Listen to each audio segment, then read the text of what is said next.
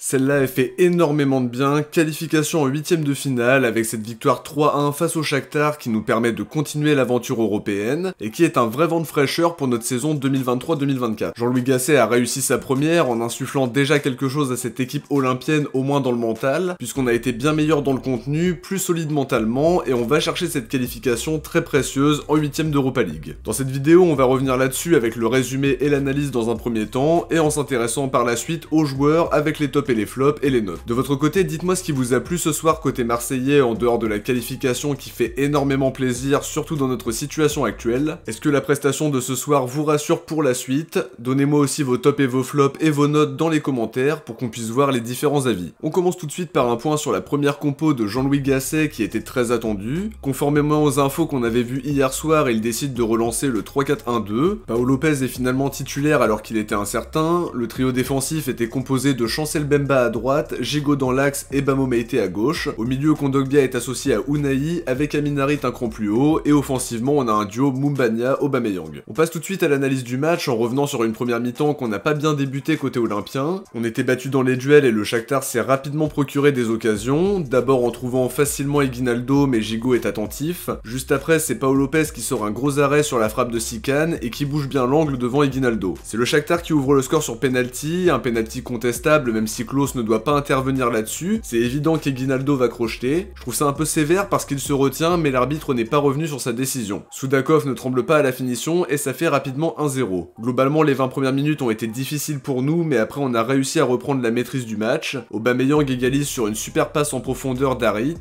une occasion qui part d'ailleurs de la récupération de Moumbagna et qui vient remettre les compteurs à zéro alors qu'on avait très mal débuté. À partir de là, on a pris le dessus, on était beaucoup mieux en installant un pressing, en jouant plus haut. Ça a déstabilisé la défense du Shakhtar qui a perdu des ballons proches de leur surface et c'était dangereux. Ils ont eu plus de mal à relancer, c'était le cas sur la frappe de Kondogbia après avoir récupéré un ballon haut. En tout cas, on a commencé à dominer les débats et on aurait même dû obtenir au moins un penalty. La faute sur Moumbagna me paraît plus qu'évidente. Je pense que sur Gigot ça peut se siffler aussi. À ce niveau-là, c'est des décisions qui peuvent coûter cher et clairement l'arbitrage a été scandaleux parce que si tu siffles la faute de Klose mais pas celle sur Moumbagna, il y a quand même un très gros problème. En deuxième, on revient avec les mêmes intentions qu'en fin de première période. On s'est rapidement installé dans leur partie de terrain et on s'est procuré des situations. La frappe de Klose qui est contrée après une belle combinaison entre Harit et Quentin Merlin. Il y a la tête de Moumbagna mais elle est trop tendre et c'est facile à capter pour le gardien du Shakhtar. On a continué de dominer les débats en frappant beaucoup, en arrivant à se trouver plus facilement. À l'heure de jeu, Sarr et Verretou remplacent Unai et Moumbagna. Le choix Ismaïla Sarr va se montrer payant assez rapidement parce que c'est lui qui marque le but du 2-1 après une belle remise d'Aubameyang. On a bien stressé parce que l'arbitre a consulté la VAR et j'ai eu peur qu'il annule le but. Derrière, on a continué de se porter à l'offensive plutôt que de se recroqueviller derrière et ça aboutit au but de Kondogbia qui ne tremble pas et qui profite de l'erreur défensive du Shakhtar. Ça nous permet de mener 3-1 à 10 minutes de la fin, ça change des derniers matchs où on tremblait jusqu'à la fin des arrêts de jeu. On a continué de mettre la pression, on s'est pas recroquevillé derrière comme je l'ai dit un peu plus tôt et ça nous a évité de trembler jusqu'à la toute dernière seconde. C'est une victoire qui fait beaucoup de bien, on a vu une bien meilleure équipe marseillaise et on peut clairement penser que le discours de Gasset leur a remis la tête à l'endroit et les a clairement motivés. C'est une victoire qui peut être le début de quelque chose parce que l'équipe a proposé un bien meilleur contenu, que ce soit dans les intentions offensives et dans l'animation en globalité, mais aussi dans l'aspect mental. Ça permet à Gasset de bien commencer son intérim et d'avoir beaucoup de positifs sur lequel se baser. Maintenant, il faut se focaliser sur ce match face à Montpellier pour lancer une série en championnat, confirmer les bonnes choses qu'on a vues ce soir, mais il y a très certainement un petit effet Gasset. Pas forcément sur l'aspect tactique non plus parce qu'il n'a pas vraiment eu le temps de mettre ses idées en place, il est arrivé il y a 48 heures, ça faut pas l'oublier, mais j'ai l'impression que son discours a remobilisé les joueurs, le système convient mieux à leur qualité. Alors oui, le chemin est long et on peut pas dire qu'on est guéri après 90 minutes de qualité, ce serait trop peu, mais ce soir c'est que du positif, on a été cohérent dans le jeu proposé et je trouve que c'est de bon augure pour la suite.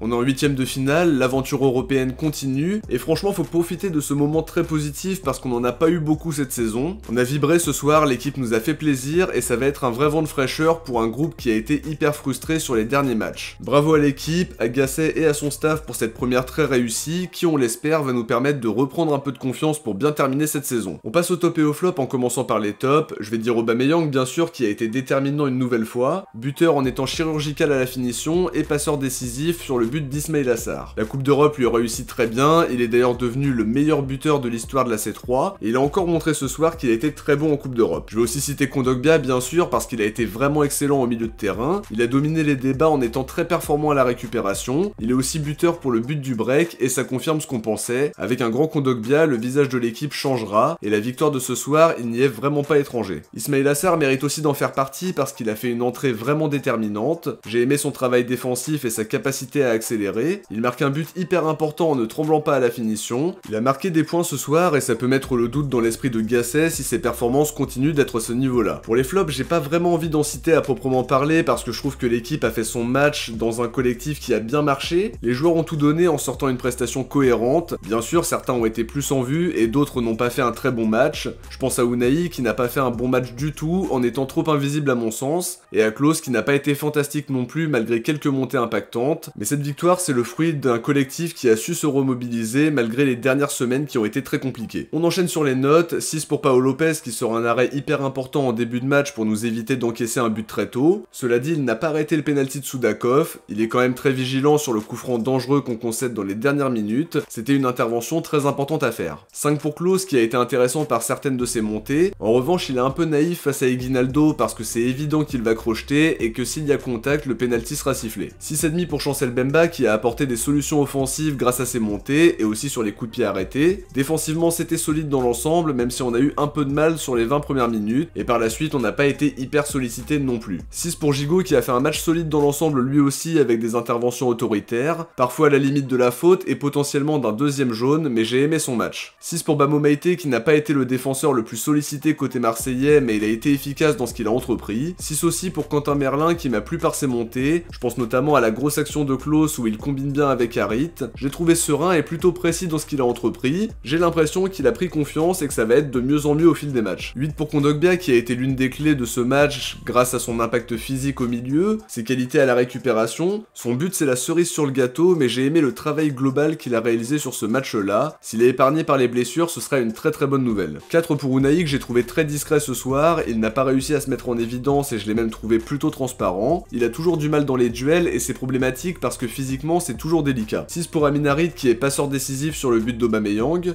À côté de ça, il n'a pas été hyper tranchant, parfois il a trop tergiversé comme sur une des actions en première mi-temps. Il a quand même été très actif mais il doit être plus tranchant sur les prochains matchs. 8 pour Aubameyang qui comme on l'a dit a été décisif sur les deux premiers buts, buteur sur le premier avec un geste d'attaquant parfait à la finition et une passe D sur le but d'Ismaïla Sarr. Il est devenu meilleur buteur de l'histoire de la C3 et confirme qu'il est un tout autre joueur en Coupe d'Europe. 6 pour Faris Moumbagna qui m'a plu par sa capacité à jouer dos au jeu, ça lui a permis d'obtenir des fautes intelligentes et de peser sur la défense du Shakhtar. Il aurait même dû être décisif si l'arbitrage avait décidé de siffler le penalty sur lui, ça aurait clairement dû être le cas, en tout cas je trouve qu'il s'adapte bien à cette équipe et on a hâte de le revoir. À noter aussi que c'est lui qui fait la récupération qui amène au premier but. Sur le banc je donne un 7 à Ismaïla Sarr parce que son entrée a posé des difficultés aux joueurs du Shakhtar. Je trouve qu'il a fait preuve de plus d'audace dans son jeu en étant aussi plus juste dans ce qu'il a entrepris. Son but est hyper important et ça va lui permettre d'engranger de la confiance, en plus de montrer à son coach qu'il mérite d'avoir sa chance d'entrée de jeu, même si le système n'est pas forcément idéal pour lui. 5 pour Verretou qui a parfois eu des difficultés dans les duels et c'est normal parce que la condition physique n'est pas optimale étant donné qu'il revient tout juste de blessure. Pas de note pour Iliman Ndiaye et Emran Soglo qu'on a trop peu vu pour se faire une idée précise. Avant de se quitter, je vous invite à aller voter pour le sondage de l'onglet communauté pour élire votre Marseillais du match parmi les différentes propositions. On découvrira le podium dans le prochain débrief. De mon côté, j'arrive à la fin de cette vidéo, j'espère que mon analyse vous a plu autant que la qualification. Si c'est le cas, n'oubliez pas de laisser un petit like avant de quitter la vidéo